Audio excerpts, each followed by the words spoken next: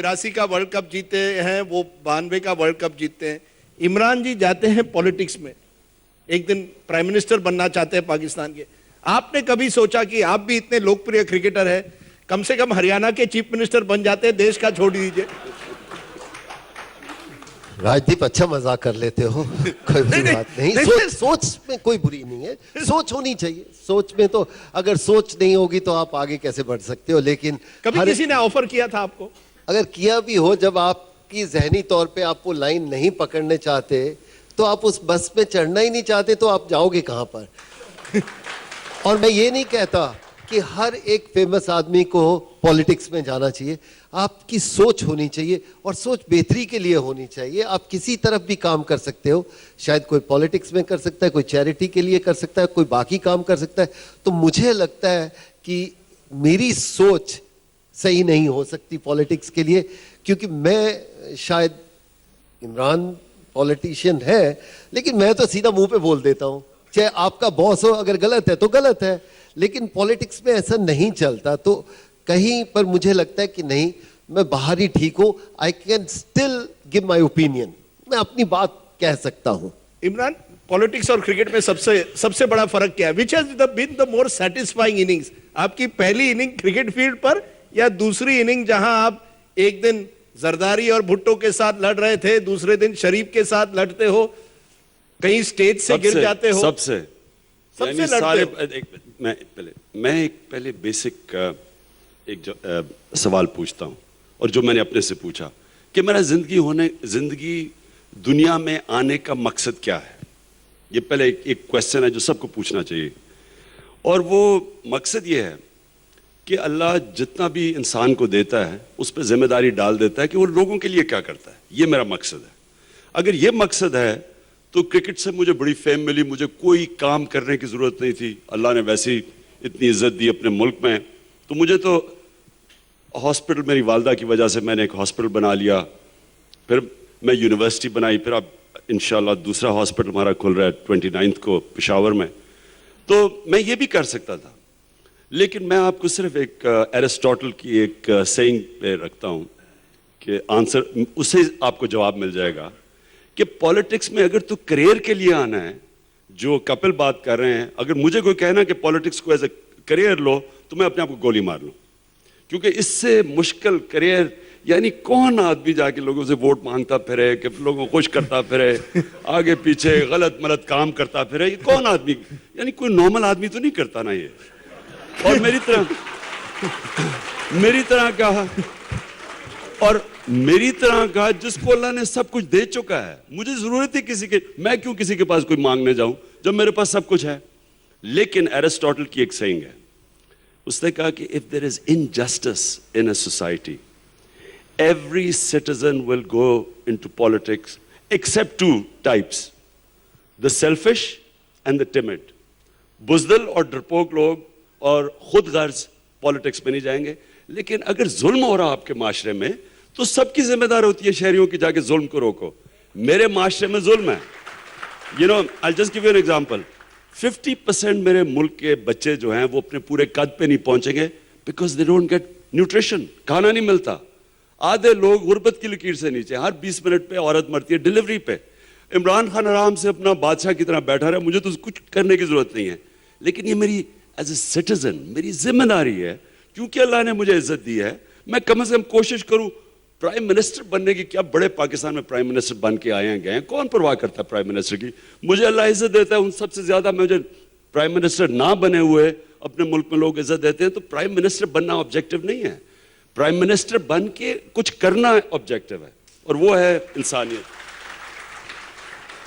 यानी 92 world cup इतना मायना नहीं रखता जितने आपकी राजनीतिक लाइफ रखती है। Second innings has mattered more than the first, सही? इट्स राजदीप, एक्चुअली होता यह है कि हर चीज ना जिंदगी में स्टेपिंग स्टोन है। स्कूल है यूनिवर्सिटी के लिए, यूनिवर्सिटी है नौकरी के लिए। तो मेरी जो जिंदगी है वो क्रिकेट ने मुझे इतना सिखाया, कैप्टनसी ने मुझे इतना सिखाया, स्ट्रगल करना सिखाया। अब मैं वहां भी रुक सकता था, कुछ ना करता, लेकिन उस स्ट्रगल, वो तो एक्सीडेंट हो गया, मेरी वालदा को कैंसर से मरी, हॉस्पिटल बनाया और स्ट्रगल, फिर उसके बाद पॉलिटिक्स, उससे बड़ी स्टेपिंग स्टोन है। आपको इक्विप करता है हर स्टेज पे जब आप स्ट्रगल करते हैं आपको बड़ी स्ट्रगल के लिए तैयारी करवा देता है। कपिल, आपने अब इमरान की बात सुन ली, एरिस्टोटल के बारे में उन्होंने कहा, नाइंसाफी के बारे में कहा, अब अपना मन बदलना है? बिल्कुल नहीं। बिल्कुल नहीं। नहीं, हिंदुस्तान में तो ठीक है ना आपका, आप नहीं, कपिल नहीं, समझते हैं यहाँ- कि ठीक चल रहा है। नहीं नहीं, यहाँ भी ऐसे हैं 30% से ज़्यादा लोग जिनको 3 वक्त खाना नहीं मिलता, ऐसा नहीं है। लेकिन कुछ लोगों का जहनी तौर पे वो लाइन पकड़ लेते हैं और कुछ लोग ना ही पकड़े तो बेहतर है। तो इसलिए ये नहीं है, इनके जहन में ये आता है कि ये करना चाहिए, ज़रूर करना चाहिए, क्योंकि ये सोचते हैं। मुझे लगता है कि नहीं, मुझे चैरिटी करना है, मेरे को अपना काम अपनी मस्ती से करना है, कोई जबरदस्ती नहीं होनी चाहिए। जब जबरदस्ती होती है तो प्रॉब्लम होती है। तो मुझे जबरदस्ती नहीं है, मैं जो फील्ड पकड़ता हूं मैं उसमें हैप्पी रहना चाहता हूं, मैं उस मोमेंट को एंजॉय करना चाहता हूं। अगर आज यहां बैठा हूं तो मैं इसको एंजॉय करना चाहता हूं और इसके साथ अच्छे काम कर सकते हैं। ये नहीं है कि अच्छा है इन्होंने ये सोचा कि ये अपने देश अपने मुल्क के लोगों के लिए कुछ करना चाहते हैं, ये सोच है। मेरी सोच ये है कि जितना मैंने किया और जितना मैं कर सकता हूं मैं क्वाइटली ही करना चाहता हूं, मैं नहीं इससे ज़्यादा कर सकता।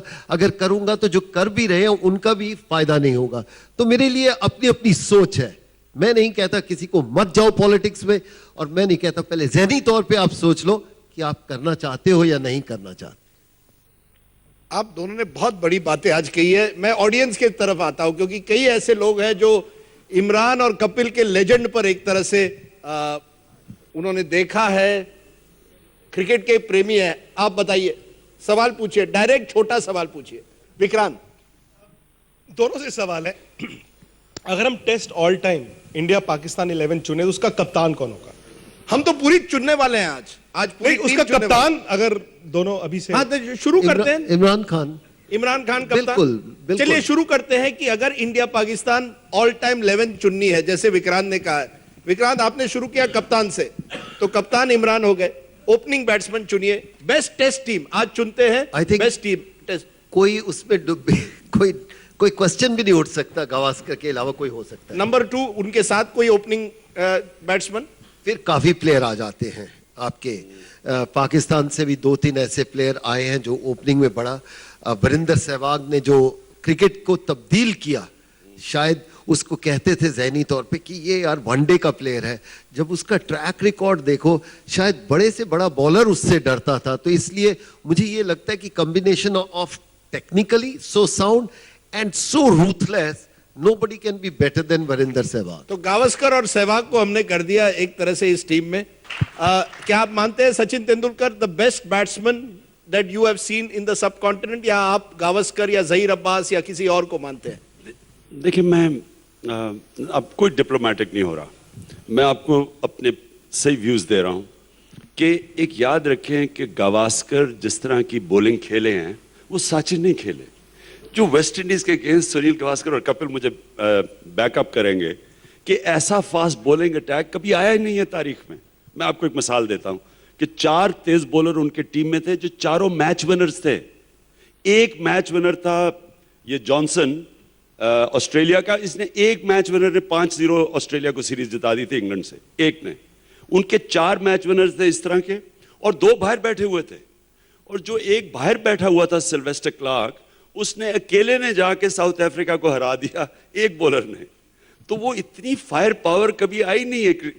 मैंने अपना, कपिल ने भी 100 किया उनके अगेंस्ट, मैंने भी एक सेंचुरी, पहली सेंचुरी की। मुझे याद है कि मैं 50 रन शाम को किए और अगले दिन आके 50 किए।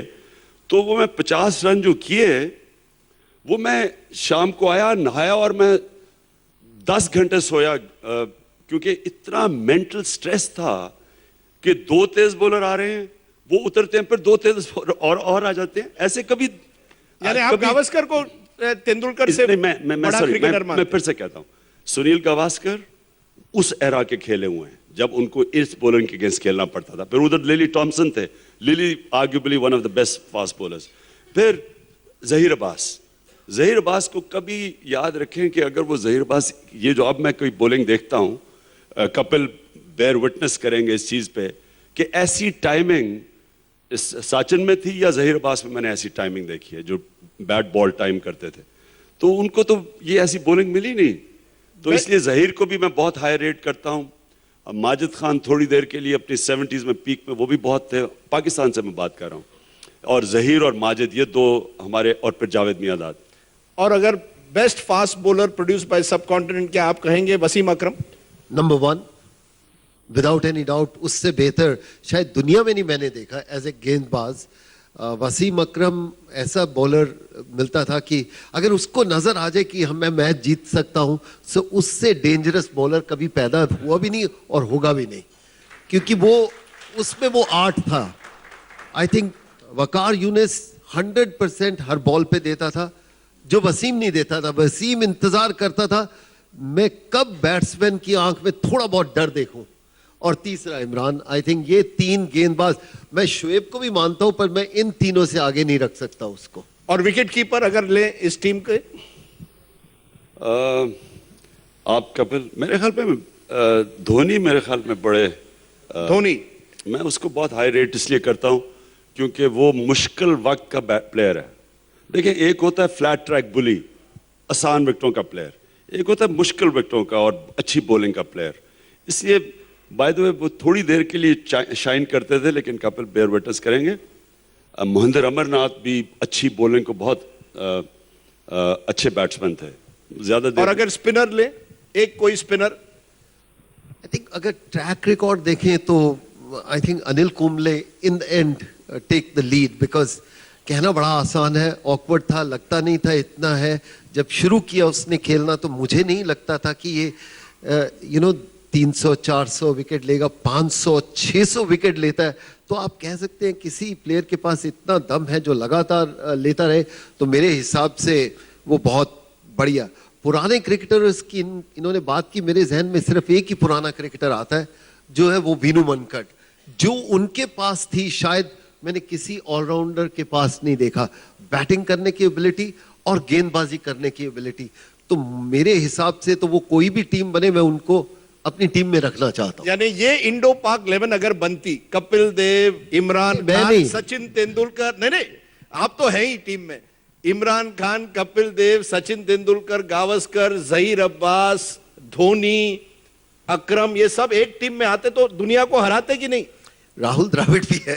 राहुल, चलिए, हम भूल नहीं सकते। बहुत नाम है। बहुत बाहर रह गए हैं कई। और देखें, अब्दुल कादर को ना अंडर एस्टिमेट करें, क्योंकि अब्दुल कादर अनफॉर्चुनेटली वो तब खेला जब फ्रंट फुट पे कोई लेग स्पिनर को आउट नहीं देता था।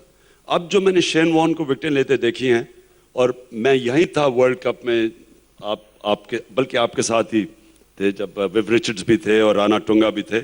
तो विव रिचर्ड्स और राणा टुंगा दोनों ने मुझे कहा कि अब्दुल कादर शेन वॉर्न से बेहतर बॉलर था। शेन वॉर्न को फ्रंट फुट पे एलबीडब्ल्यू मिलता था, अब्दुल कादर को कभी मिला ही नहीं एलबीडब्ल्यू। और अब तो रेफरल सिस्टम जो आ गया है, इससे तो अब्दुल कादर की विकेटें पता नहीं कहां से कहां। जब पाकिस्तान का प्लेइंग 11 भारत में आता है, so we receive them with open arms, we love them.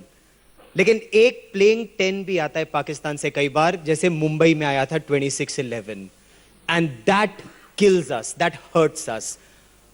My question to you is, sir, can cricket and terror happen simultaneously? And why don't the people of Pakistan put pressure?